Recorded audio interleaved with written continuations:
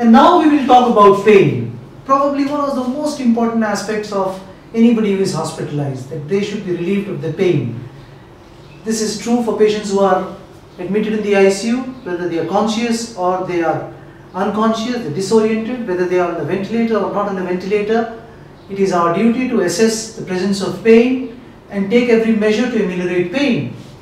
The pain can be due to a disease process. Somebody has pancreatitis, somebody has a broken bone, polytrauma, maybe an MI.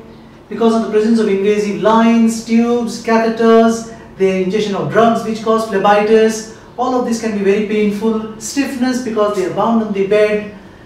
All this can cause extreme amounts of pain. When the patient is awake, it is very easy to assess pain. We just need to ask, do you have pain? And then score them on what is known as a visual analog score, or how painful is the condition. Can you tell me? You can look at the facial expression, or you can record down how they think about their pain, and we score it somewhere 0 where there is no pain to 10 extreme pain, absolutely something which is intolerable, never having their lives. We would like to keep somewhere in the lower side of the score, and as demand we can give a drug which is going to relieve the pain, or take a measure which is going to relieve the pain. But when the patients are under the effect of a sedative, or they are confused, this no longer holds. How to identify the presence of pain in a patient who is under sedation? There will be indirect predictors of pain, like increasing heart rate, increasing respiratory rate, somebody actually becoming delirious. There could be dysynchrony with the ventilator. So we have to pick up these subtle pointers to the presence of pain. As we can see, all this can happen with inadequate sedation also. So sedation and analgesia go hand in hand, especially in a ventilated patient. But the relief of pain scores over the relief of restlessness, and maybe most patients are receiving agents which have effects on both restlessness and pain. When we need to categorize the presence of pain in these patients who are ventilated or non-ventilated, we use a scoring system. A commonly scoring system is the CPOT score. When you open the score, it asks you whether the patient is intubated or not. And if you say the patient is intubated, the next question is there any dysynchrony? The presence of dysynchrony, which is the patient and the ventilator fighting each other, the patient is trying to breathe in, when the patient is trying to, when the ventilator is trying to exhale, or otherwise they are constantly fighting, coughing. That would be the pointer to the presence of pain. And if the patient is not intubated, then we can look at the vocal response. Are they moaning, groaning, if they are making faces, if they are telling you that they are feeling terrible pain. And we can look at the facial expressions, from which we can also make out the presence of pain. We can see the muscle tones. Normally when we have pain, we will become very rigid, stiff. And just by palpating the muscles, we know that maybe the patient is having pain. And if there are body movements, if the patient is moving around in the bed, these all also could be the indicator to the presence of pain.